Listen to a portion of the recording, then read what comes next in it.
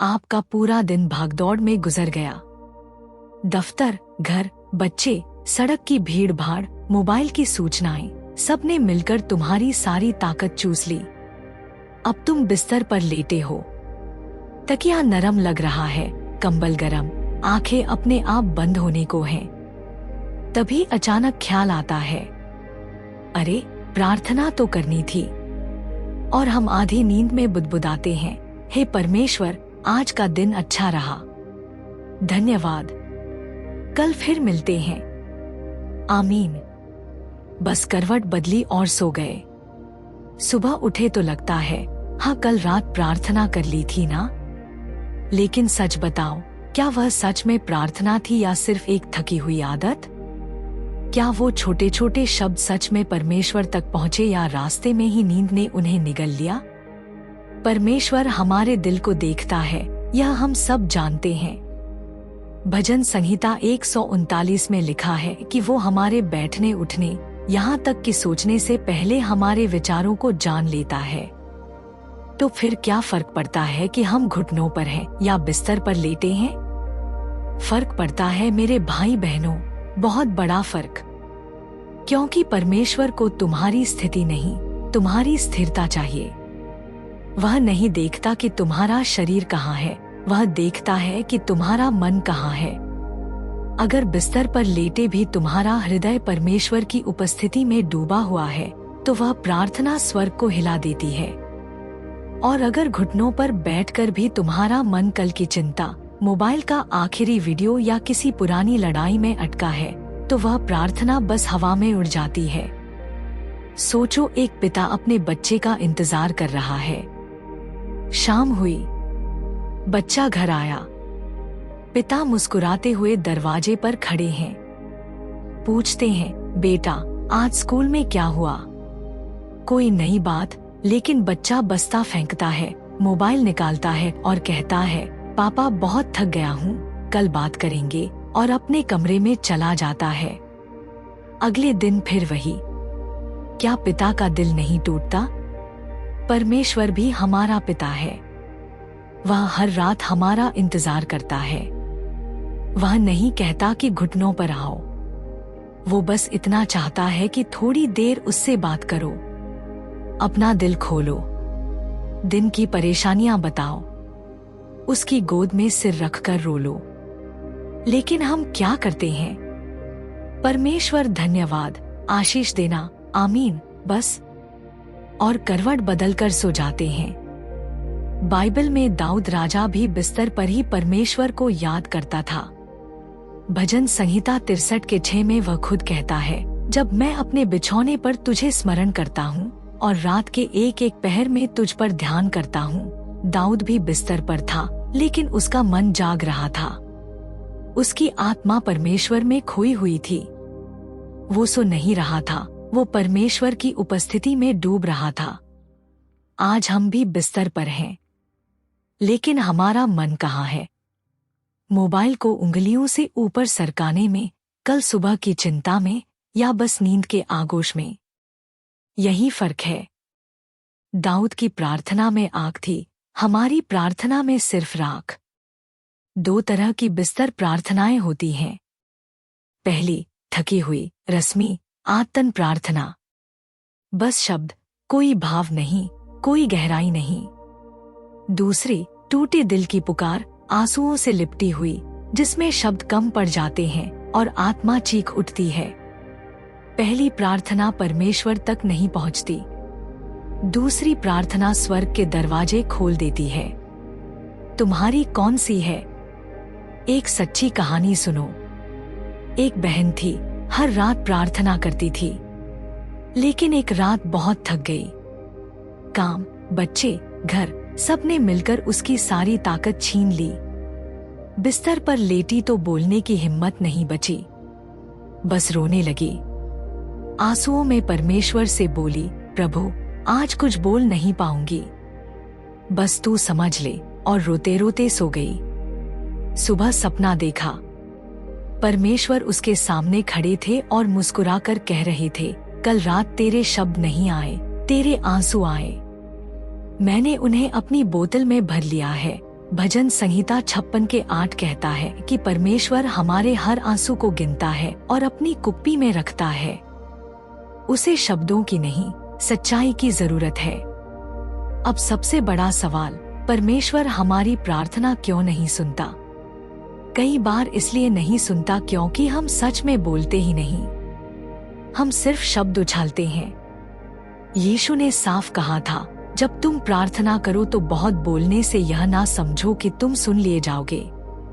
हम हर रात वही दोहराते हैं, धन्यवाद, आशीष, रक्षा, बस दिल कहीं और। दूसरा कारण, हमारे अंदर का छिपा पाप। भजन संहिता 66:18 कहती है, यदि मैं अपने मन में अनर्थ बात सोचता तो प्रभु मेरी न सुनता। कोई रिश्ता टूटा हुआ है, किसी को माफ नहीं किया, कोई गुप्त पाप, यह सब दीवार बन जाते हैं। जब तक वह दीवार नहीं गिरेगी, प्रार्थना ऊपर नहीं जाएगी। तीसरा कारण, हम परमेश्वर से रिश्ता नहीं, सिर्फ फायदा चाहते हैं। जब नौकरी चाहिए तब याद आता है, जब बीमारी आती है तब याद आता है। जैसे ही सब ठीक हो गया, भूल गए। परमेश्वर कहता है, मुझे तू खुद चाहिए, तेरी जरूरतें नहीं। अब मैं तुम्हें वह व्यावहारिक तरीका बताती हूँ जो मैं खुद पिछले कई सालों से कर रही हूँ। यह तरीका इतना आसान है कि कोई भी कर सकता है और इतना गहरा है कि पहली रात से ही तुम्हें फर्क महसूस होगा। इसे बिस्तर पर आग वाली प्रार्थना कहते हैं, क्योंकि यह नींद को भगा देती है और आत्मा में सचमुच आग लगा देती है। सबसे पहले, सोने से कम आधा घंटा पहले अपना मोबाइल पूरी तरह बंद कर दो या आवाज बंद करके दूसरी तरफ मुंह करके रख दो। कोई सूचना नहीं, कोई आखिरी वीडियो नहीं, कोई बस 1 मिनट और नहीं। क्योंकि शैतान जानता है कि अगर तुम मोबाइल छोड़ दोगे तो परमेश्वर तुम्हें पकड़ लेगा। इसलिए वह आखिरी 5 मिनट में भी तुम्हें उलझाने की कोशिश करता है। जीत उसकी नहीं, तुम्हारी होनी चाहिए। फिर जैसे ही बिस्तर पर लेटो, तकिया लगाओ, कंबल ओढ़ो, बत्ती बंद करो और सबसे पहले आंखें बंद करके धीरे से कहो, पवित्र आत्मा, मुझे जगा दे। मेरे थके हुए मन को, मेरी सुन्न पड़ी भावनाओं को अपने पास खींच ले। मैं खुद नहीं कर पाऊंगी, तू ही मुझे उठा। बस यह एक वाक्य कहते ही कुछ होता है। ऐसा लगता है जैसे कोई अदृश्य हाथ तुम्हारे दिल पर रख दिया गया हो। नींद जो 5 सेकंड पहले भारी थी, अचानक हल्की पड़ने लगती है। तीसरा कदम, आज के पूरे दिन में परमेश्वर ने जो 3 छोटी छोटी बातें की, उन्हें याद करो और सच में, ऊंचे स्वर में नहीं, दिल से धन्यवाद दो। जैसे, प्रभु तूने आज सुबह मुझे समय पर उठाया, नहीं तो देर हो जाती। तूने भीड़ में मेरी गाड़ी बचाई। तूने मेरे बच्चे को स्कूल पहुंचाया। 3 बातें, बस 3। लेकिन उन्हें महसूस करके बोलो। तुम देखोगे आंखों में आंसू अपने आप आने लगेंगे। क्योंकि जब हम धन्यवाद देते हैं तो परमेश्वर की उपस्थिति नजदीक आ जाती है। चौथा कदम, आज का एक पाप कबूल करो। बस एक। झूठ बोला, गुस्सा किया, किसी को मन ही मन कोसा, फालतू समय बर्बाद किया, जो भी हो। बिना बहाना बनाए कहो, प्रभु आज मैंने यह गलती की, मुझे माफ कर दे। और जैसे ही तुम कबूल करते हो, एक बोझ हल्का होता है। ऐसा लगता है जैसे कोई तुम्हारे सीने से पत्थर हटा रहा हो। 5वां और सबसे ताकतवर कदम, उस एक व्यक्ति का नाम लो जो तुम्हें बिल्कुल पसंद नहीं, जिससे नफरत सी होती है, जिसने तुम्हें दुख दिया, और उसके लिए प्रार्थना करो। प्रभु, इस इंसान को आशीष दे, इसके घर में शांति दे, इसकी जरूरतें पूरी कर। पहली बार यह करना बहुत मुश्किल लगेगा, गला रुक जाएगा।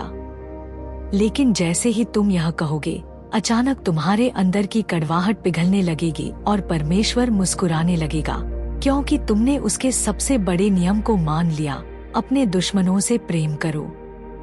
बस यह 5 छोटे छोटे कदम, 5-7 मिनट।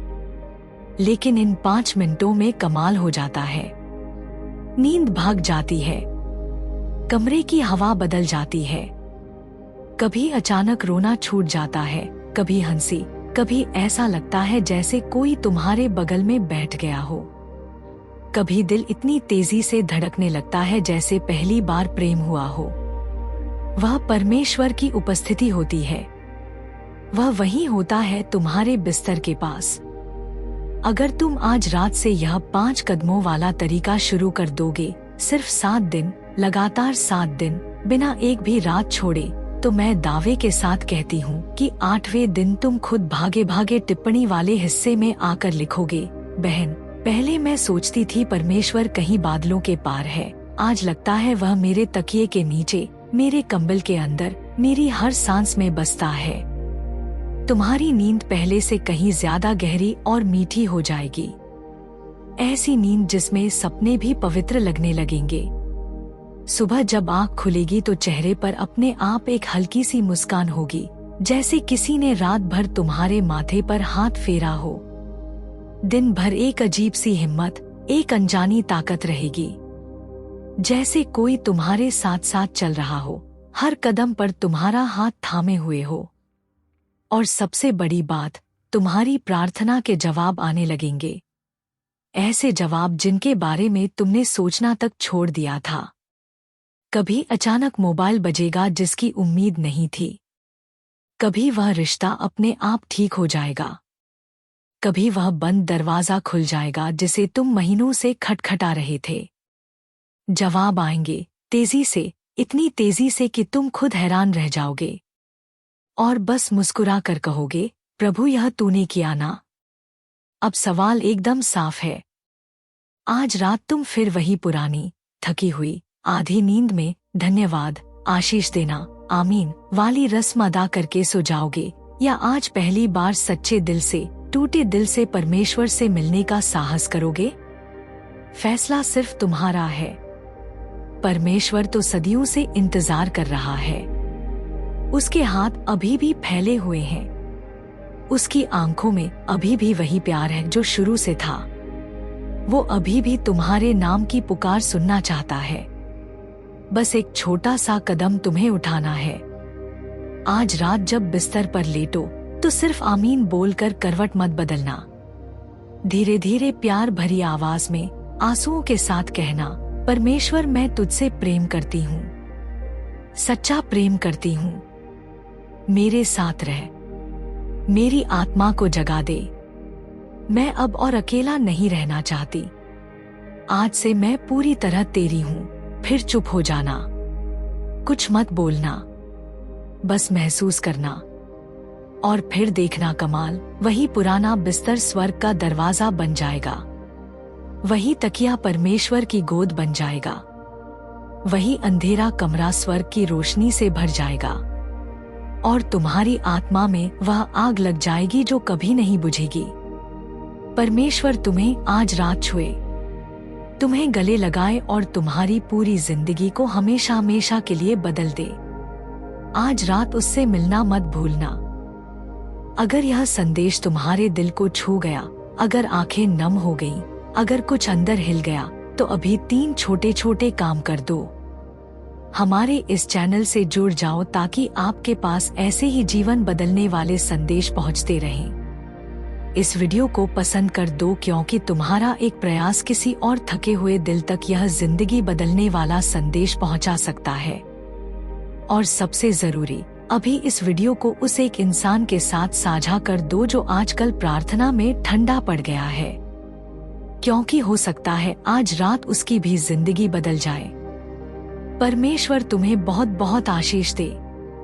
शुभ रात्रि नहीं, एक आग से भरी जीवंत पवित्र रात्रि हो तुम्हारी।